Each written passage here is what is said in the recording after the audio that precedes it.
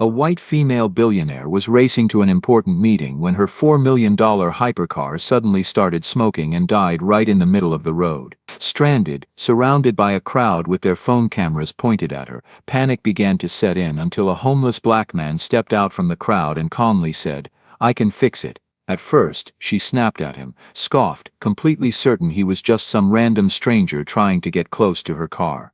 What she didn't know was that this man wasn't just actually capable of saving her car, he was the only person who could save the empire she had built.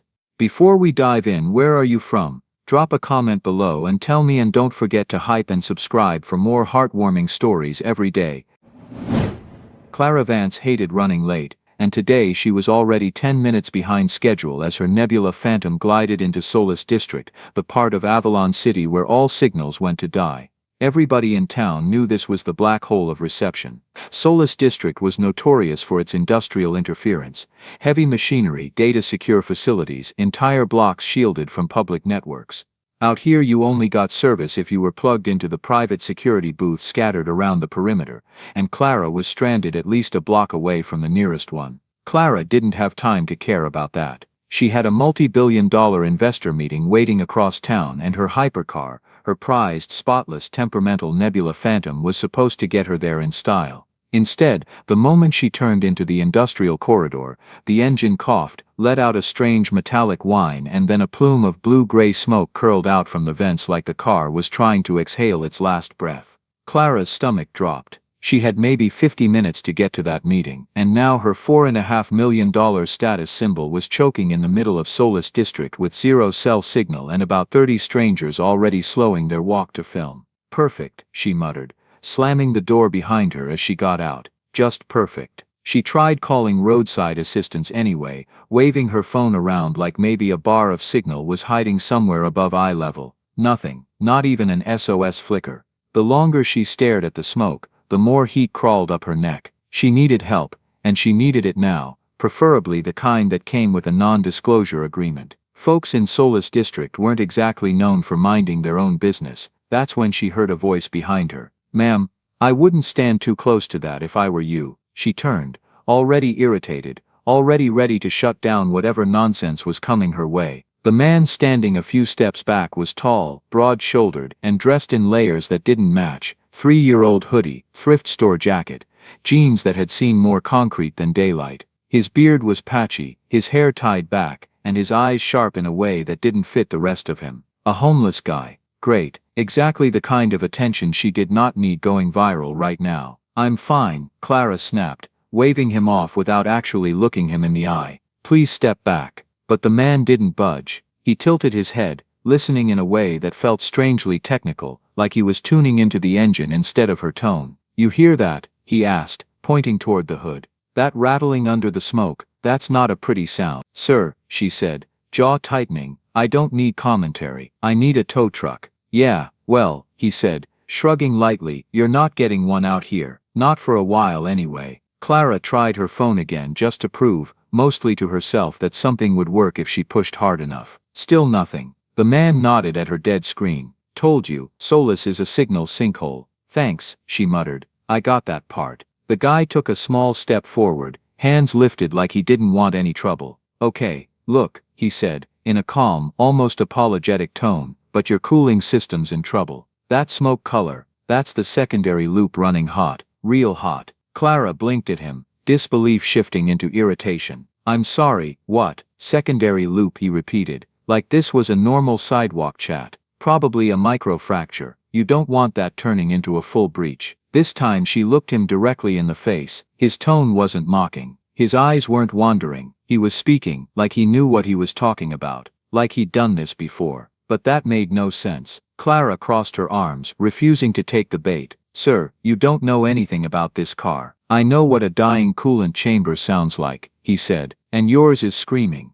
Clara opened her mouth to shut him down again, but a louder hiss came from the engine, a sharp, pressurized whine that made even the bystanders flinch. The man winced. "Yep, there it is. The part where it starts yelling for help." Clara felt her pulse hammer. She didn't trust him, she didn't trust this place, and she definitely didn't trust the smoke billowing out of her $1 million toy. And then, because Solis District loved drama, someone in the crowd shouted, "Hey lady, your car's gonna blow." Clara spun toward them. "It's not going to." "It might," the man cut in gently, nodding at the engine. "Depends how lucky you feel today." She wheeled back to him, stunned at the confidence in his voice. "You have no idea what you're talking about." "Sure," he said, with a soft lopsided grin, "but I'm the only one out here who even tried to tell you what's happening." He stepped back again to give her space, but his eyes stayed on the engine with the focus of someone watching a countdown. And for the first time since the car died, Clara felt something she really didn't want to feel: doubt. Not doubt in him, doubt in her own options. She had a dead car, a dead phone, a street full of strangers live streaming her meltdown, and one man, one homeless man, talking like he had the blueprint to the Nebula Phantom memorized. She stole one more glance at him. He didn't look threatening. He didn't look impressed by her money or her car. He just looked concerned, calm, certain, and somehow that made her even more nervous. He nodded once, almost to himself, like he'd already accepted whatever choice she'd make. "Name's Marcus, by the way," he said, backing up a step. "Just figured I'd say something before that pretty little engine of yours cooks itself alive." Clara didn't answer. She couldn't, because for the first time since the engine stalled, she heard it too, the strange off-tempo rattle under the smoke. Something was very, very wrong. And somehow, unbelievably, the only person who seemed to know what was happening was the man she'd just tried to push away. The thing about Marcus Reed was that nobody looking at him now would ever guess who he used to be. Most people on the street glanced at his worn jacket,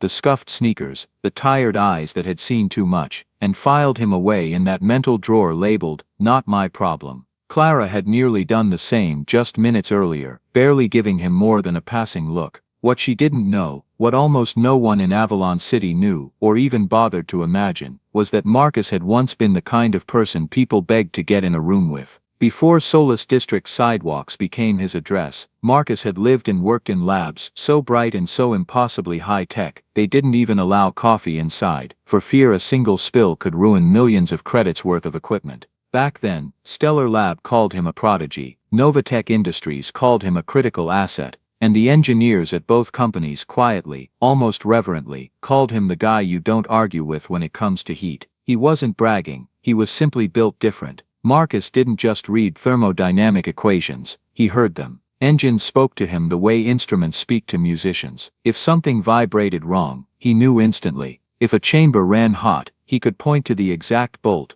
gasket, or weld causing it. His talent didn't come from privilege or pedigree. It came from afternoons watching his mom fix busted air conditioners during brutal Memphis summers, learning that every system told a story if you listened hard enough. That listening turned into 3 engineering degrees, a scholarship to Stellar Labs' elite research program, and eventually the assignment that changed everything. The NX 552 cooling architecture, the backbone of next-generation quantum engines, including the one humming inside Clara's Nebula Phantom. Marcus had been the one who designed the very first prototype loop, the one who warned the team that the stress point at the tertiary junction needed reinforcement, the one who flagged, months in advance, the exact microfracture pattern that was now slowly killing Clara's engine. But warnings don't matter when executives want deadlines met more than they want engineers heard. Pressure can turn some people into diamonds, yes, but sometimes it just creates scapegoats. The day everything fell apart, Marcus wasn't even in the room. Novatech had pushed a live test 20 hours early. They bypassed the safe sequence he wrote. They used a cheaper alloy because procurement wanted it fast and good enough. And when the prototype ruptured, sending a shockwave through half the test chamber and triggering 3 separate emergency shutdowns, someone needed to take the blame immediately. A junior tech mentioned Marcus's old memo about pressure concerns. Someone else twisted the wording into something it wasn't.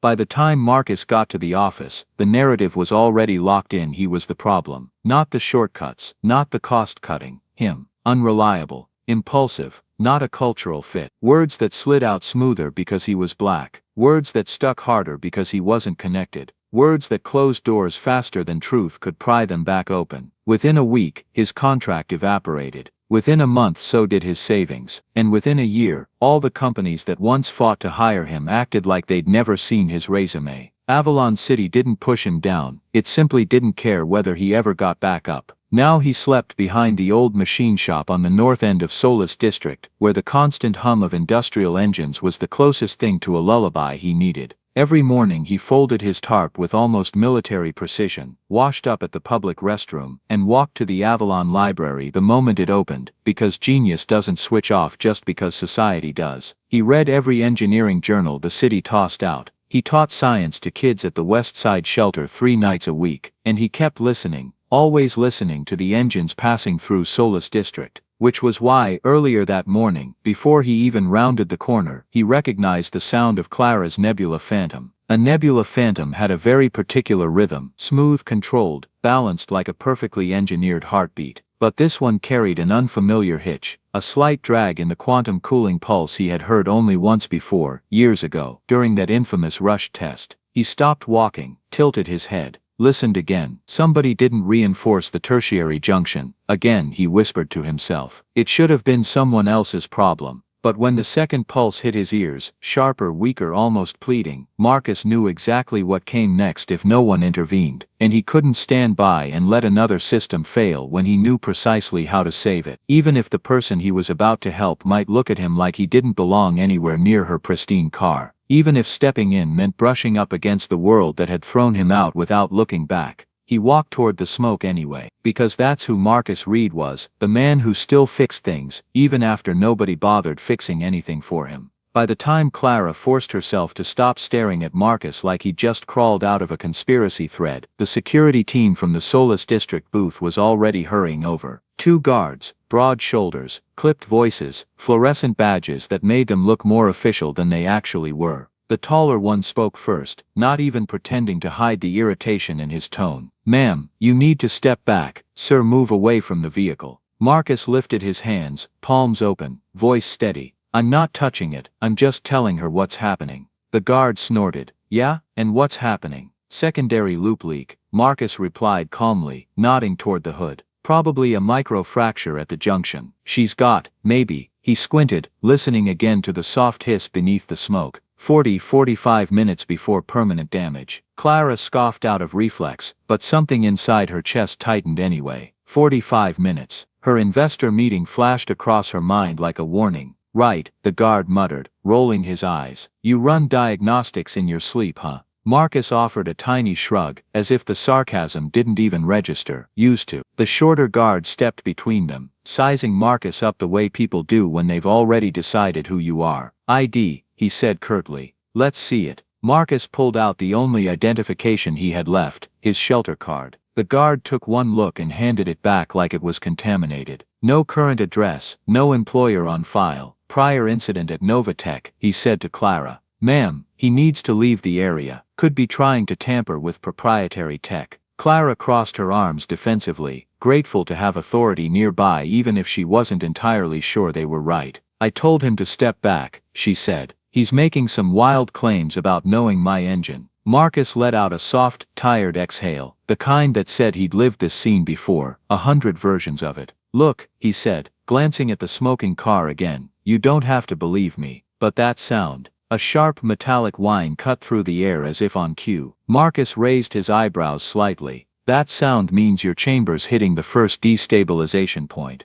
Clara hated the timing. Hated that the noise lined up perfectly with exactly what he said. Hated that her stomach dropped again. "You don't know this car," she insisted, voice thinner than she meant. "This model has technology so classified most technicians can't even look at the schematics without clearance." Marcus nodded once, like he respected her point, then casually dropped a bomb. "Yeah, NX 552 architecture. Quantum-cooled tertiary chamber, stress point on the south junction unless you reinforced it." The guards froze. Clara blinked. Her mouth opened, closed, then opened again. How do you know that code?" "I wrote about that flaw years ago," Marcus said simply. "Literally wrote the memo." The taller guard stepped forward, jaw tight. "Sir, that's enough. Step away, now." Marcus took a slow breath, the kind of breath you take when you know pushing back won't change anything. He raised his hands higher, backing up 2 steps. "Okay, I'm going." He turned away, the crowd murmuring, the cameras still pointed, the smoke still twisting upward. Clara watched him walk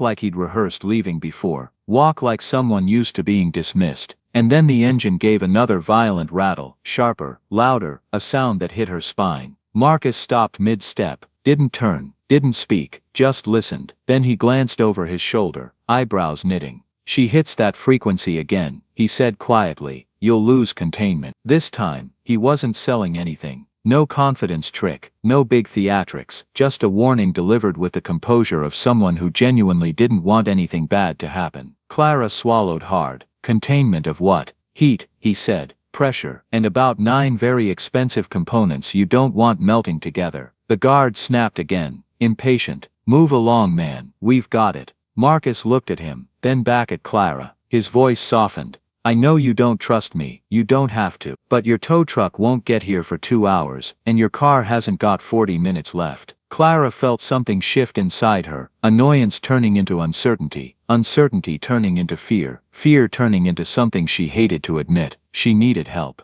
But the part she wasn't ready to say out loud was the one that mattered most. The only person who seemed to know what her car was actually doing was the man everyone was trying to push away. And that somehow made the whole situation feel even more unstable than the engine currently rattling under the hood. Clara didn't want to admit it out loud, not to the guards, not to Marcus, not even to herself, but something in her gut was shifting. The engine wasn't just malfunctioning, it was warning her. The sound coming from under the Nebula Phantom's hood wasn't the normal kind of ugly noise you get when you ignore an oil light. It was sharp, uneven, layered, almost like the car was speaking in a language only engineers understood. And unfortunately, the only person who seemed to understand that language was the one man nobody here trusted. The taller guard adjusted his vest, planting himself between Clara and Marcus like he was protecting royalty from a street distraction. Ma'am, we'll handle it, he said firmly. Let the manufacturers send their people. Protocol exists for a reason. Marcus raised an eyebrow at that, but didn't say a word. He kept his hands up, palms open in a fine play-it-your-way posture. His eyes, though, stayed on the car, scanning the vents, the smoke, the color of the vapor like he was reading a story Clara didn't have access to. She hated how calm he looked, hated that some small part of her wanted him to explain more. You said there's a microfracture, Clara finally said, her voice dropping just enough that only the guards and Marcus could hear. Marcus nodded once, not dramatic, not smug, just matter of fact. Yeah, your tertiary chamber's taking in coolant it shouldn't. That's what that blue-gray smoke is telling you. The shorter guard scoffed.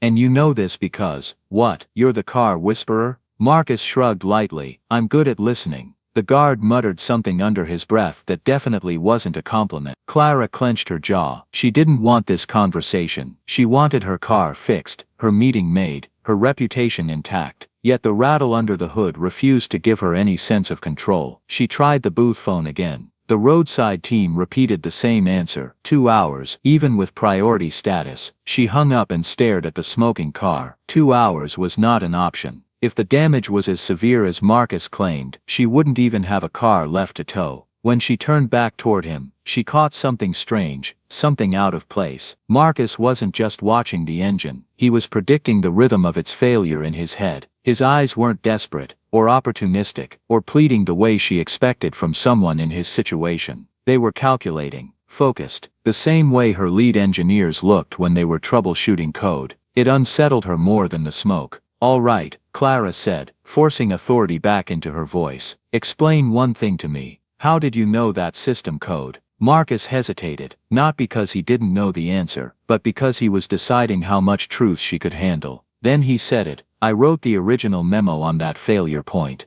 The NX 552 flaw report, that was me. The guards stiffened. Clara blinked twice. Impossible, she said. That memo was internal. Restricted access. You'd need clearance levels you don't have. She caught herself, the implication hanging in the air. Any more? Marcus corrected gently. Then he added quietly, you don't forget the things you build, even when the people you built them for forget you. The older guard shot Clara a look, one part concern, one part suspicion, like he was waiting for her to give the order to escort Marcus as far away as possible. Ma'am, someone feeding you confidential document numbers is a red flag, could be corporate theft. Marcus rolled his eyes just a little. Yeah, I'm out here stealing secrets using a shelter ID and a backpack full of granola bars. Makes total sense. The guard bristled. Watch it. But Clara, she wasn't listening to their argument anymore. She was listening to the engine. The new sound coming from inside was quieter but deeper, like something was straining. She couldn't ignore it.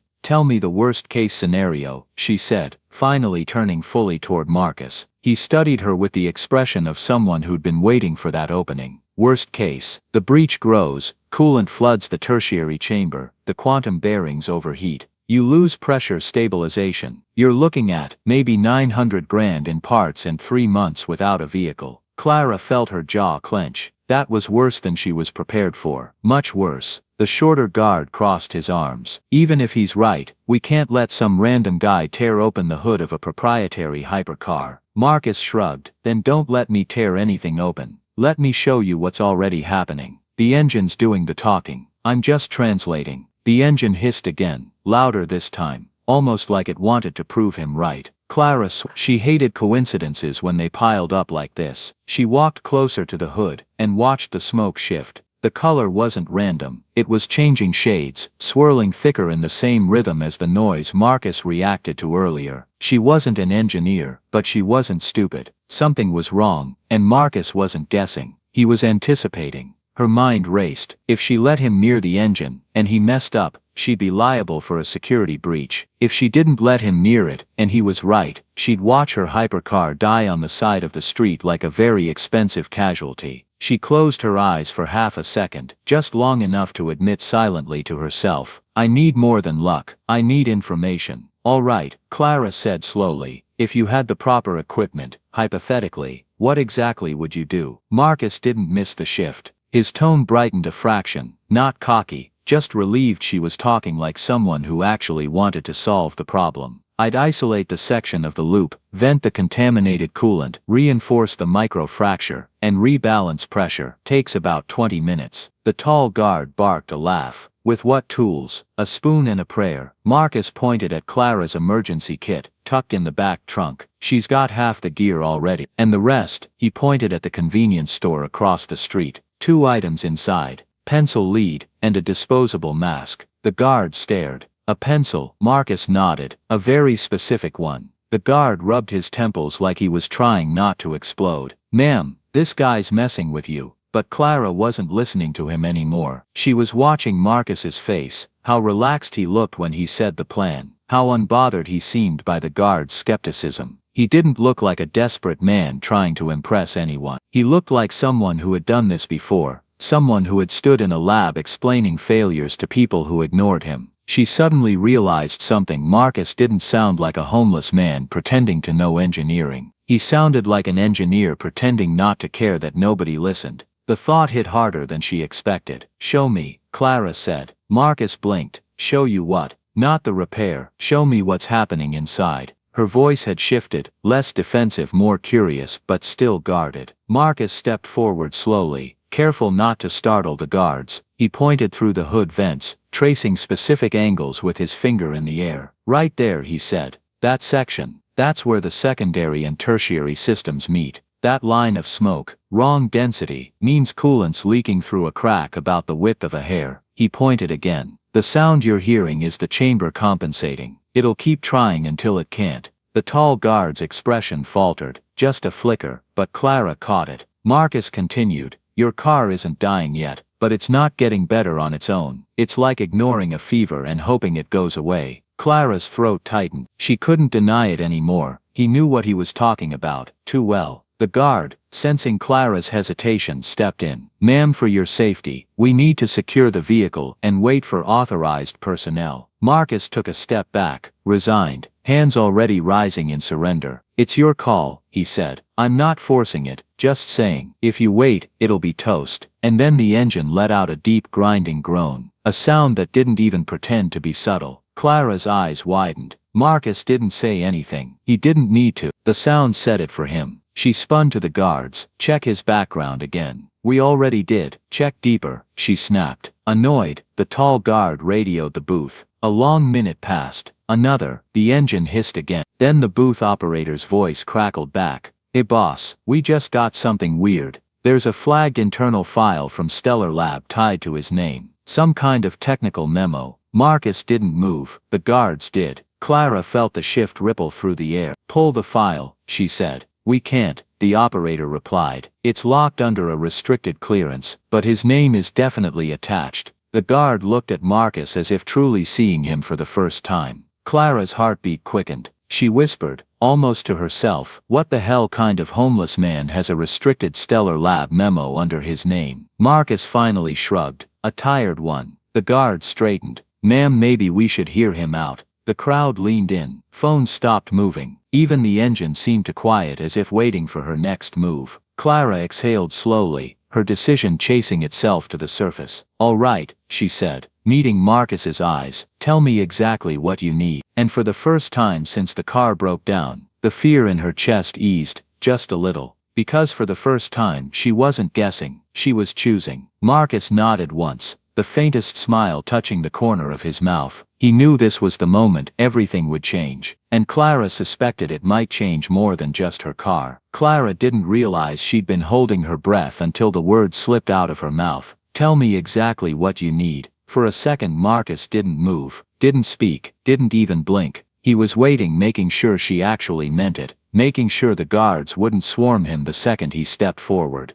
When he finally lowered his hands and took one cautious step closer, the tall guard immediately stiffened. "Ma'am," he said, voice sharp, "I strongly advise against this." "Noted," Clara replied without taking her eyes off Marcus. "But unless any of you happen to be hiding a degree in quantum thermal systems, he's the only one with answers right now." The shorter guard muttered something like, "This is insane," but even he didn't sound fully convinced anymore. The memo from the booth had rattled him. Clara could see it on his face. Whatever they found had cut right through the assumption that Marcus was just another stranger who wandered too close to expensive machinery. Marcus crouched near the front of the car, not touching, just observing, then pointed toward the emergency release latch beneath the hood. "I'll need access," he said. "And what else?" Clara asked. "Emergency kit, flashlight, space to work, and somebody to grab a specific pencil from that store." He nodded toward the convenience shop across the street, a graphite-heavy one. The tall guard scoffed. "You hear yourself, a pencil. This is ridiculous." Marcus glanced up deadpan. "Yeah, well, so is pretending that engine noise means everything's fine." He pointed at the car just as it let out another ugly groan, the kind that made the whole crowd flinch. "See, she agrees with me." Even Clara couldn't stop the small exhale that slipped from her. He was irritatingly calm. Too calm to be lying. Too calm to be guessing. Still, she wasn't ready to give him full access yet. Not without something solid. Something undeniable. "Before I let you touch anything," she said carefully, "I need to know exactly who you are. Not a story. Not a hunch. Proof." Marcus didn't look offended. He simply nodded like he'd expected that line of questioning since the minute he stepped forward. "Fine," he said. "Call Hannah." The name meant nothing to the crowd, but the guards looked at each other like he'd just spoken a password. Clara narrowed her eyes. "Hannah? Who?" "Dr. Hannah Lowell," he said. "Stellar Lab, head of thermal systems." That hit Clara right between the ribs. She knew the name. Everybody in the industry did. Dr. Hannah Lowell wasn't just an expert. She was the expert. If someone like her vouched for a person, that was as good as a federal endorsement. The tall guard shook his head instantly. "Ma'am, we can't just call, get me the number," Clara ordered. "We don't have authorization." "I do," she snapped, "because Vance Dynamics co-financed half the research she's conducting this year. So unless you plan to physically restrain me, step aside." The guard stepped aside. Clara turned to the booth. "Patch me through." The booth operator hesitated. "Ma'am, she's in a meeting. She'll take this one," Clara said.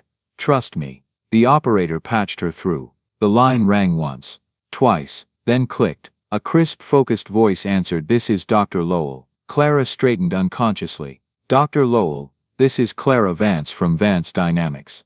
Apologies for the intrusion, but I have a situation with a Nebula Phantom and a potential consultant who says he knows you." "A consultant?" Hannah repeated, confused.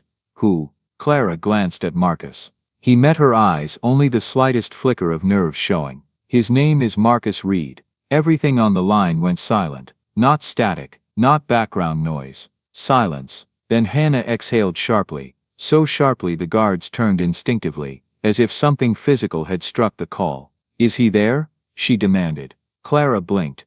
"Yes, he's put me on speaker." Clara tapped the button and held the receiver between them. "Marcus?" Hannah said, her voice suddenly softer in a way Clara had never heard from her before. Marcus cleared his throat. "Hey Doc, where the hell have you been?" she said. Not angry, just stunned. "Do you know how long we tried to find you? You vanished." "I didn't vanish," Marcus said quietly, "just fell through the cracks."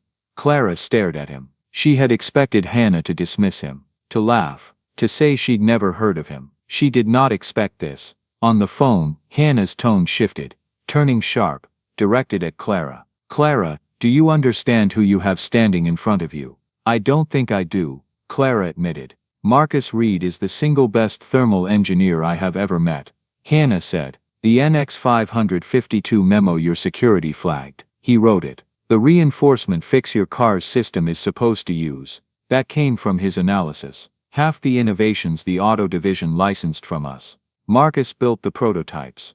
The guards stared at him. The crowd murmured. Clara felt her chest tighten. Marcus kept his eyes on the ground. Hannah wasn't done. "If he says your Phantom has a microfracture, you listen to him. If he says he can fix it, let him. Frankly, he's more qualified than the entire emergency team you're waiting on." Clara swallowed hard. She didn't want to look stunned, but her face wasn't cooperating. "Then, why isn't he working with you now?" Hannah hesitated. For the first time since the call began, there was something like shame in her voice. "Because Novatech buried him, and we didn't pull him out fast enough." Marcus closed his eyes briefly, as if bracing himself. Clara felt a warmth she didn't expect, anger, not at Marcus. At whatever process, whatever politics, whatever quiet cruelty had taken someone this brilliant and pushed him straight onto the streets. She didn't know the full story yet, but she could see its outline now, and she hated it. Hannah continued. "Clara, don't waste time. Your car doesn't have much left. Let him work." Clara nodded slowly, even though Hannah couldn't see her. "All right. And Clara," Hannah added, "yes, be good to him. He deserves better than what he got." Clara ended the call, her hand lingering on the phone for a moment longer than necessary. When she turned back to Marcus, the air around them had shifted completely. He wasn't the stranger the guards wanted to chase off. He wasn't the potential threat. He wasn't even just a talented engineer. He was the man who'd been telling the truth the entire time. The tall guard cleared his throat, suddenly uncomfortable. Mr. Reed, sorry about earlier." Marcus offered a tiny smile. "Don't sweat it. You weren't wrong to be cautious." "Still," the guard said, scratching the back of his neck, "I misread the situation. You and half the planet." Marcus replied lightly. The crowd, previously whispering behind their screens, was now fully invested. Some were filming more carefully, less like gawkers and more like people watching something important unfold. Clara stepped closer to him. Not too close. Just enough. "You said you needed a specific pencil," she asked. "Yeah," Marcus said with a nod. "Graphite dense soft core, 8B, and the emergency kit." Clara motioned to the short guard. "Go get the pencil." He hesitated. "From the convenience store." "Yes," she said in a tone that tolerated no debate. The guard jogged off. Clara looked back at Marcus. "Why didn't you say all of that earlier? About who you were?" He shrugged, palms open. "People don't usually believe it, and sometimes it's easier just not to explain." There was no self-pity in his voice. Just honesty, plain and quiet. Clara studied him for a long second before nodding. "Well, I believe you now." Marcus chuckled. "Bit late, but I'll take it." She almost smiled. "Almost, Marcus," she said gently. "Can you really fix this car?" "I can fix a lot of things," he said. "Your car just happens to be one of them." The guard from the store returned with a small paper bag. He handed it to Marcus like a peace offering. "Got the pencil you wanted." Marcus peeked inside. "Perfect." Clara took a breath, squared her shoulders, and stepped aside like someone ready to let an expert work. "All right," she said, "let's save my car." For the first time since this entire disaster started, Marcus looked energized. And for the first time Clara realized something strange about herself. She wasn't nervous anymore. She was hopeful. Marcus stepped toward the Nebula Phantom like a surgeon approaching the table, and the crowd reacted as if someone had suddenly turned the volume dial down on the entire block. Conversations hushed. Camera phones steadied. Even the smoke drifting from the vents seemed to thin out, as if the car itself had stopped to pay attention. Clara stood beside him, arms folded tightly, not in defiance this time, but in a tense, reluctant trust. The guards hovered behind her, unsure whether they were supposed to supervise or apologize again. Nobody dared interrupt the strange sense of anticipation hanging over the street. Marcus knelt beside the front panel, the emergency kit already open next to him. He spread out the tools with the kind of efficiency that didn't need second guessing. Flashlight, sealant cartridge, mini vent hose, micro driver, thermal pad, 2 clamps, and the pencil the guard had retrieved from the convenience store across the street. He picked up the pencil first, rolling it between his fingers. "Good choice," he murmured to the guard, who blinked awkwardly, unsure if he was being complimented or teased. Marcus cracked a small smile, just enough to ease the tension, not enough to break focus. Then he clicked on the flashlight and looked up at Clara. "Last chance to change your mind," he said. "Not happening," she replied, though her voice trembled just slightly. "Let's do this." Marcus nodded, angled the flashlight toward the hood vents, and finally released the access latch. The hood lifted with a faint hydraulic hiss. The exposed engine gleamed like a piece of alien technology, intricate spirals of alloy and quantum coils reflecting the streetlights. Under any other circumstance, the sight would have drawn gasps of admiration. Tonight, it only drew silence. Marcus leaned forward, inhaled carefully, and whispered, "Yep, there she is." Clara stepped closer. "What?" "Coolant signature," he said. "Smells sharp. Wrong chambers cooking it." The taller guard grimaced. "You can smell coolant displacement, only the expensive stuff," Marcus answered. He reached inside the engine, careful not to touch sensitive lines. His fingertips hovered over each component, following the warmth, reading vibration through the air like a sculptor reading the grain of stone. Then he stopped at a narrow seam, where a tiny shimmer of vapor escaped in rhythmic pulses. "Found it," he said. "Cracks right where I expected." Clara leaned in. "That tiny, that's the thing causing all this." "That tiny," Marcus confirmed. "Quantum pressure systems don't mess around. A hairline fracture is all it takes." The engine whined again, the sound sharper than before. Marcus pressed his lips together. "And she's not happy about being ignored."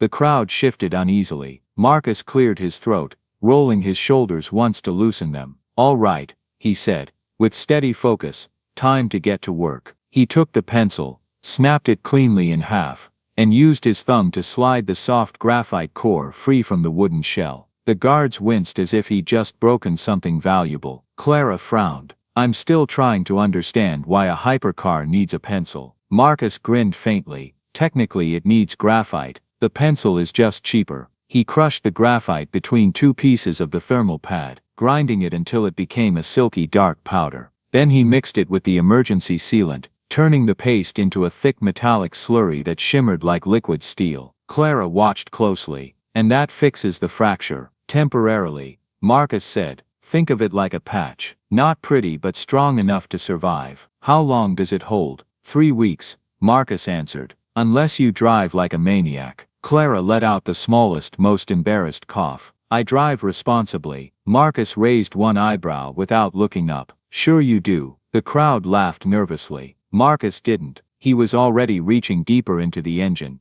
guiding the flashlight with his shoulder as he cleaned the area around the crack. His hands worked with a calm precision that contradicted the visible tension tightening every muscle in Clara's posture. Then the engine's diagnostic panel chimed. Critical threshold approaching. The sound sliced through the street. Phones lifted. The energy shifted. Clara stiffened. "What does that mean?" "It means we're running out of time," Marcus said, not pausing. "She's minutes from shutting down entirely." "How many minutes?" the tall guard asked. Marcus tilted his head, listening to the engine's pulse. "Maybe 6, maybe less." The crowd gasped. Someone muttered, "We're gonna watch a $4 million meltdown." Clara whipped toward them, anger flaring, but Marcus beat her to it. "Nobody's melting anything," he said, voice firm, steady. "Long as nobody distracts me." He took a long breath, exhaled slowly, and slid his hand deeper into the engine chamber. His fingertips trembled for just a fraction of a second, not from fear,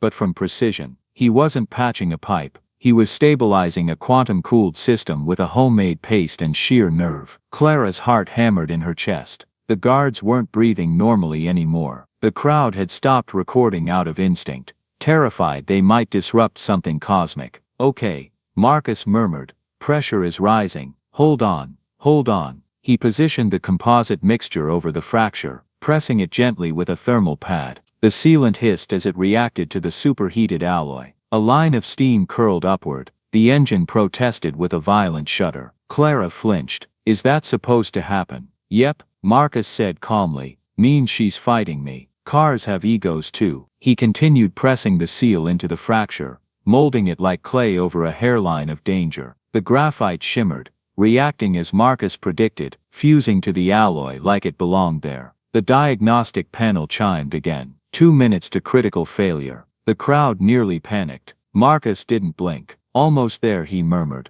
Don't freak out at me, girl. I'm helping you. The car let out a small metallic screech, the kind that makes people cover their ears. Clara stepped back instinctively but forced herself to stop. She refused to interrupt him now, not when the stakes felt like they were touching the sky. Marcus slowly pulled his hand out. Okay, crack sealed. Now I need to vent it. He grabbed the mini vent hose from the emergency kit, attached it to a tiny port on the engine, and twisted. A puff of bright iridescent fluid sprayed out, glowing faintly under the streetlights like something harvested from a sci-fi lab. That's the nano coolant, Clara whispered. About 20 grand worth, Marcus replied. We'll save most of it. He vented the contaminated portion carefully, catching it in a small container from the kit. Every motion was deliberate, steady, controlled, like he'd been doing this his whole life, and in a way he had. He wiped his hands on the edge of his jacket, and reached for the reserve coolant in the kit. Last part,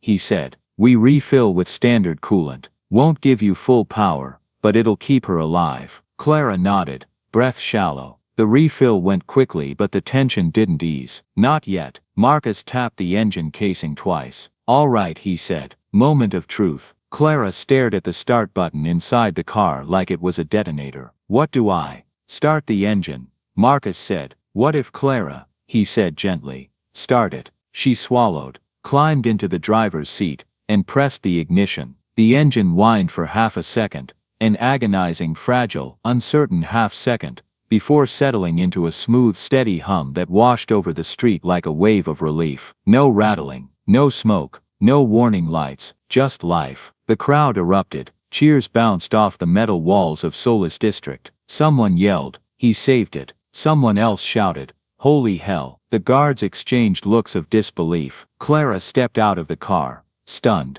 speechless. For the first time since the breakdown, she felt oxygen return to her lungs. Marcus simply wiped his hands with a cloth and closed the emergency kit. Told you, he said quietly. She'd be fine. Clara stared at him, overwhelmed and grateful in a way she didn't know how to express. You fixed it. Marcus shrugged. I told you I could. She shook her head. No, you didn't tell me. You proved it. And for the first time, Clara Vance, the woman who trusted no one, especially not strangers, looked at Marcus Reed with full unfiltered respect. The car wasn't the only thing he had repaired tonight. Something inside Clara had shifted too. And Marcus felt it. The Nebula Phantom purred like it had never made a complaint in its life, the engine humming with a quiet confidence that felt almost unfair after the chaos of the last hour. Clara stood beside the open door, still processing the fact that a homeless man had just outperformed the entire automotive emergency support division. Not patched, not band-aided, restored. Marcus stepped back from the hood, dusting his hands casually, as if he'd just fixed a leaky faucet, not resurrected a quantum-cooled hypercar, worth more than everything in Solis District combined. The guards watched him differently now, less suspicion, more awe, sprinkled with the kind of embarrassment that sticks to you when you realize you misjudged someone that badly. Clara cleared her throat, trying to sound like she wasn't internally screaming with relief. So, what do I owe you? Marcus blinked once. Owe me? Nothing. You're good. No, Clara said firmly. You saved a $4 million engine. Let's not pretend that deserves pocket change. Marcus gave her that easy half-smile again, the one that made it impossible to tell if he was joking or just refusing flattery. I didn't do it for money. Then why? Clara asked, genuinely wanting to know. He shrugged. Because I could. Because it was going to fail. Because nobody else was listening. Something in her chest tightened. That line stung in a way she didn't expect. Because it wasn't about the car anymore. Before she could respond, The guard who'd fetched the pencil approached awkwardly, clearing his throat. Mr. Reed, look, I'm sorry. We weren't exactly polite. Marcus lifted a hand dismissively. You were doing your job. The guard nodded slowly, clearly relieved by the grace he didn't deserve. Clara watched the exchange with an emotion she didn't enjoy identifying. Shame. Not because she doubted Marcus. Doubt was natural. It was the ease with which she dismissed him that now gnawed at her. Marcus, she said, voice softer, what you did, I've never seen anything like it. He smirked lightly. Most people don't hang around quantum engines long enough to watch one implode. She laughed, a small genuine sound she hadn't expected to hear from herself today. Then without thinking too hard, she said, come with me. Marcus blinked. Come with you. Where? To my office. Clara said, I meant what I said earlier. I have a meeting in less than an hour. Investors, quantum thermal system pitch. And after what you just did out here, I'd like you there. Marcus raised an eyebrow. You want me to walk into a boardroom like this? He gestured to his clothes, the frayed sleeves, the hoodie spotted with coolant dust, the shoes that had walked more pavement than carpet in years. Clara opened her mouth to argue, then looked at him properly, and realized how absurd that expectation was. She shook her head. No, you're right, that won't do. She reached for her phone. I'll call ahead. We'll get you cleaned up, dressed properly. Clara. Marcus interrupted gently. That's a nice idea, but I don't think your investors are looking for a charity case to stroll into their meeting. Clara's spine straightened. I'm not bringing in a charity case. I'm bringing in the man who saved my company's most advanced engine with a pencil and an emergency kit. The guards exchanged glances, half admiration, half disbelief that this was actually happening. Marcus hesitated, deeply. She could see him weighing years of disappointment, humiliation, and systems designed to keep people like him out. And then softly, she watched something shift, just barely, like a door cracking open inside him that he didn't trust but couldn't fully close. All right, he murmured, but only because you sound way too confident for me to say no. Good, Clara said. Let's go. She escorted him into the security booth first. It wasn't glamorous, but it was private and connected to the secure network. A staff member rushed to get the hygiene kit, towels, warm water, basic grooming tools. Clara gave the order quickly, without hesitation, exactly the way she ordered multi-million-dollar decisions. When Marcus stepped into the restroom, the young guard at the booth whispered to Clara, "Ma'am, you trust him?" Clara answered without thinking, "I trust what he's capable of." The transformation wasn't dramatic. No movie magic makeover, just a hot shower, a borrowed razor, fresh clothes she had someone fetch from a nearby boutique, a charcoal suit that fit better than it had any right to on a man who hadn't owned a closet in years. When Marcus stepped out, people stopped moving. Even the guards straightened. He didn't look wealthy. He didn't look polished. He looked legitimate, like a man the world should have recognized from the beginning. Clara's eyebrows lifted a fraction, unable to hide her reaction. You clean up nicely. Marcus tugged the sleeve of the jacket, half amused, half uncomfortable. Feels weird. You'll get used to it, Clara said, then softened. Or not. Either way it's temporary. You're here because of your mind, not your wardrobe. As they walked to the car, Clara noticed something she hadn't seen before. People stepping out of their own assumptions. The guards who dismissed him earlier now nodded respectfully. Even the bystanders who had filmed for entertainment looked away, embarrassed at how quickly they had misread him. Marcus felt the shift too, and Clara saw it in the way his shoulders tensed, like he wasn't used to being seen, really seen, without suspicion attached. Inside the Nebula Phantom, the engine quiet under them, Clara drove toward Vance Dynamics headquarters. The city outside blurred past in lights and steel. Marcus stared out the window quietly, absorbing a world he used to belong to but hadn't touched in years. After a long stretch of silence, Clara asked, "How long has it been since you were in an office like this?" Marcus let out a breath,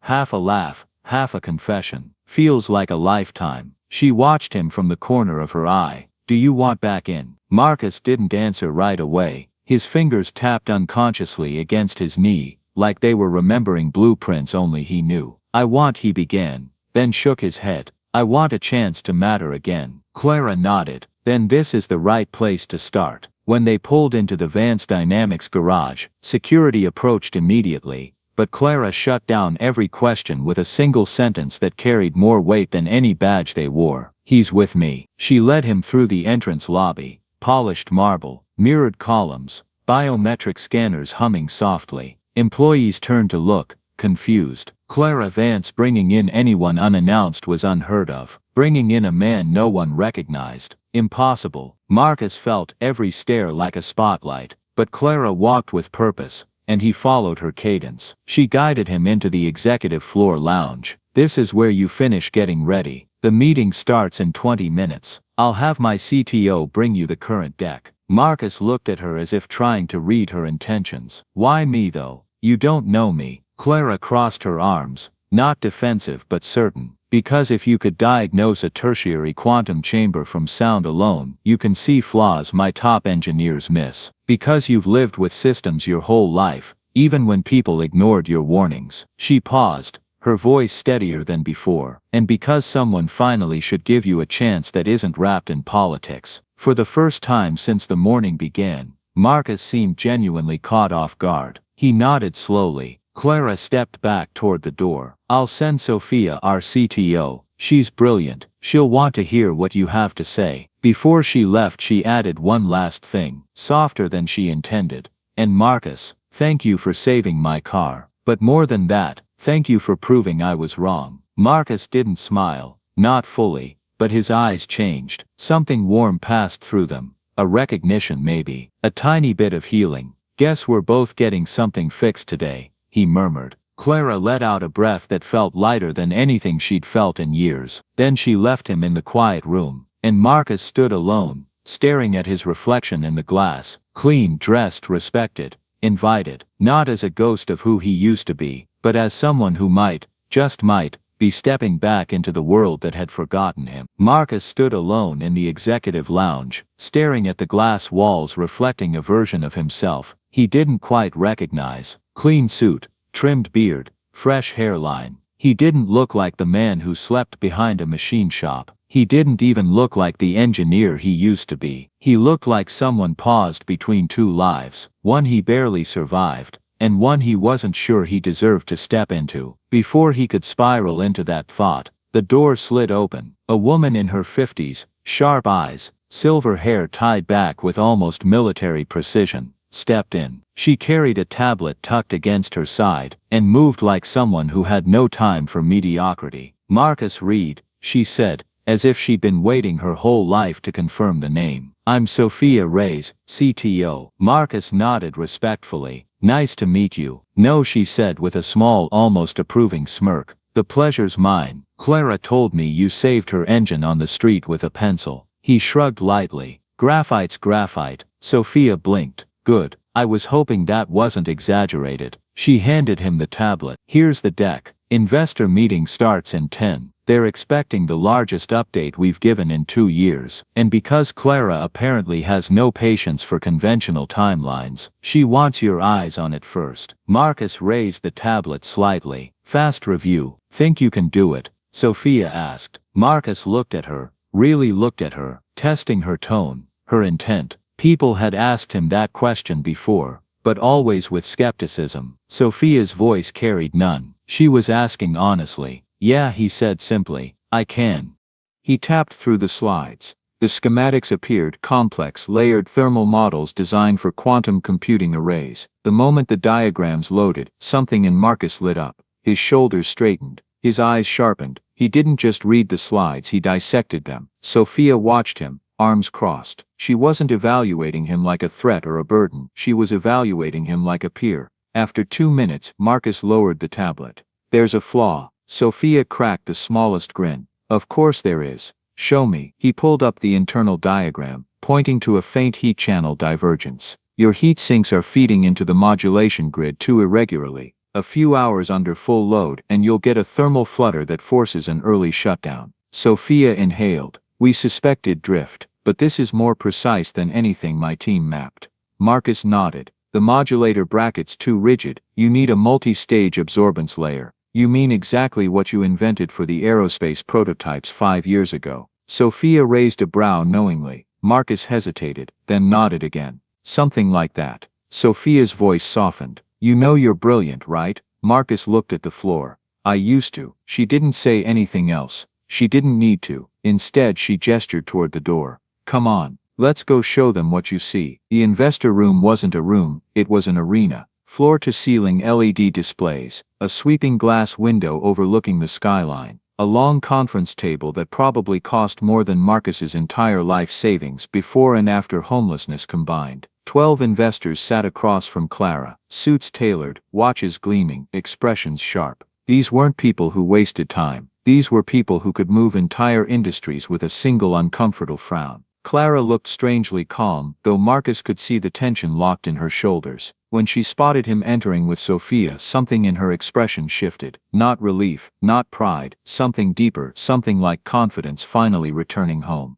Ladies and gentlemen, Clara said, before we begin, there's someone you need to meet. All eyes drifted toward Marcus. This is Marcus Reed, Clara continued. He'll be reviewing the new thermal regulation system alongside us today. The investors exchanged skeptic glances. One man leaned back, unimpressed. And he is someone uniquely qualified, Clara replied. Another investor smirked. Miss Vance, we weren't aware you were hiring new consultants. He's not hired, Clara said. He's here because he understands this diagram better than anyone in the room. Marcus felt those words hit harder than he expected. Sophia stepped forward. Let's begin. The screens flickered on, showcasing the new system architecture. Sophia started the presentation, crisp and professional. Marcus watched the investors nod along, predictably cautious. Then came the moment Clara had planned. Marcus, she said, you mentioned an inconsistency. Would you walk us through it? The investors stiffened. Some eyebrows shot up, others narrowed. Sophia handed Marcus a digital pen. He stepped toward the screen, aware of 12 sets of eyes waiting for him to fail. He'd faced that gaze before, in conference rooms, in labs, in corporate hallways that reeked of politics.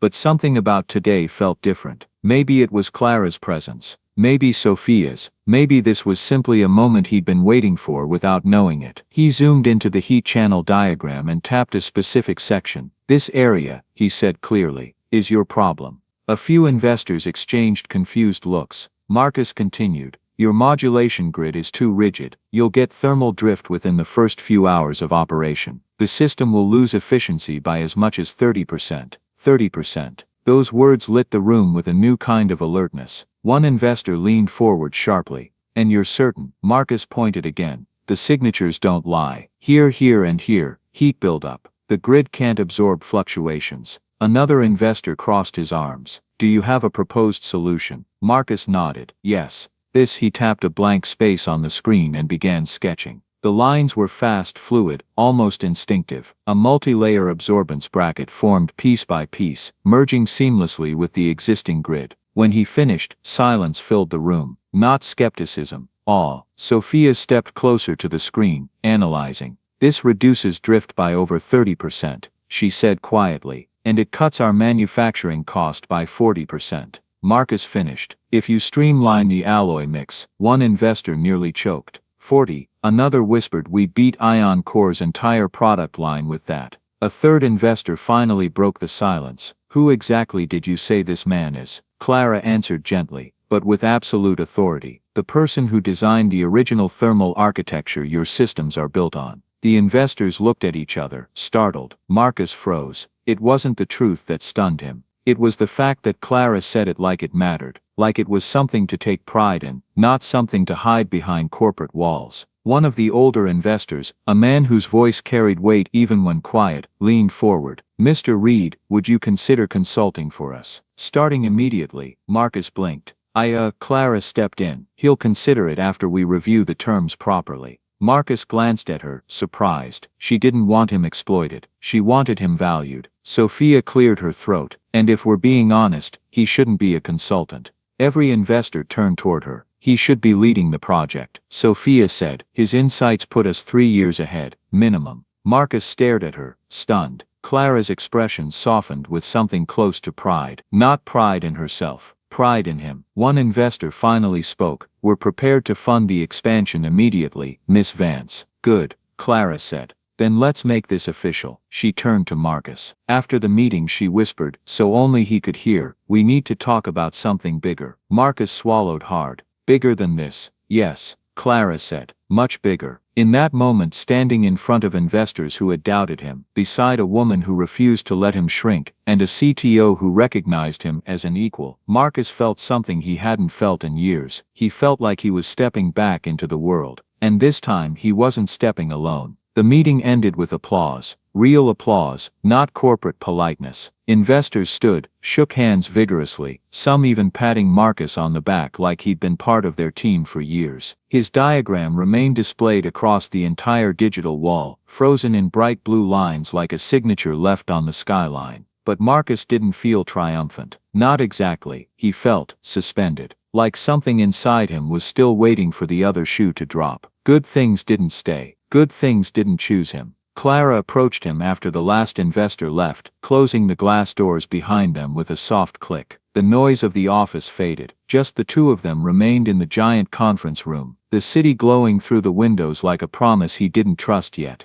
"You did incredible," Clara said. A statement, not a compliment. Marcus rubbed the back of his neck. They were surprisingly receptive. They weren't surprised, Clara corrected. They were impressed. There's a difference. He gave her a faint smile, still trying to get used to that. Clara leaned on the table. "Marcus, what you did, the engine, the diagram, everything, you're operating at a level companies spend years trying to recruit. And you've been doing it with no support, no lab, no stability." She exhaled softly. "It shouldn't have been like that." Marcus tilted his head, studying her. "Why do you care?" She didn't flinch. "Because someone should have, and because I see what you're capable of when the world gives you nothing." He opened his mouth, but Clara wasn't done. "And because I want to help change that, not just for you but for people like you." Marcus froze. She stepped closer, just enough for him to feel the weight of what she was about to say. "I don't want to hire you as a consultant, Marcus," she said. "I want you as a partner." He blinked.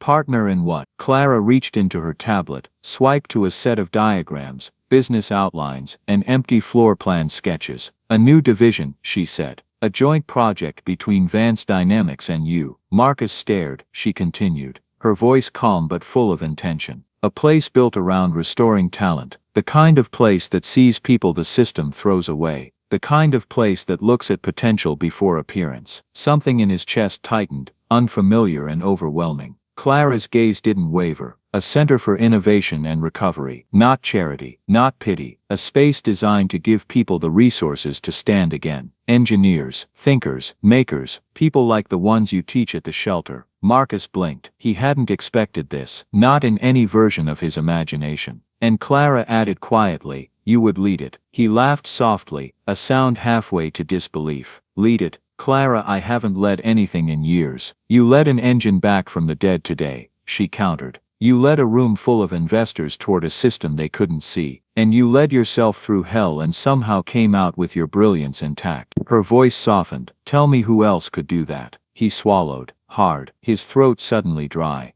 "I'm just trying to get my life back," he whispered. "I'm offering you a future," Clara replied. "A real one." For a long moment, he said nothing. The conference room hummed quietly, screens dimming, city lights reflecting off polished surfaces like shimmering mosaics. Finally Marcus opened his backpack. It was old, frayed, the zipper uneven. Inside were crumpled newspapers, rolled pages, napkins, backs of flyers, each covered with neatly drawn schematics, equations, pressure models, prototypes sketched in ink he probably borrowed from library desks. He spread them across the table. Clara stared. Some showed cooling systems unlike anything in the market. Some showed modular engines with impossible efficiency rates. Some sketches didn't even look like they belonged to current technology. These weren't the drawings of a man waiting for help. These were the blueprints of someone who never stopped thinking, even when the world stopped thinking of him. "How long have you been working on these?" Clara asked quietly. 3 years, he said. "Maybe more. I lose track." "You did all of this while homeless." Marcus nodded. "Ideas don't stop because life does." Clara ran her fingers gently over one blueprint, the respect in her eyes unmistakable. "These are revolutionary. Some of these designs, they're beyond anything in development right now." Marcus shrugged softly. "Had a lot of time to think." "You didn't just survive," she murmured. "You evolved." He looked at her, vulnerability flashing through his eyes. "These don't matter if nobody ever sees them." "They will," Clara said. "They will now." Marcus felt the weight of her words settle in deeper than any praise. It wasn't admiration, it wasn't awe. It was recognition, real recognition. Clara exhaled. Marcus, I want these your ideas, your vision at the heart of the new center. Not as decoration, as foundation. He hesitated. And what do you get out of this? Clara's answer was softer than he expected.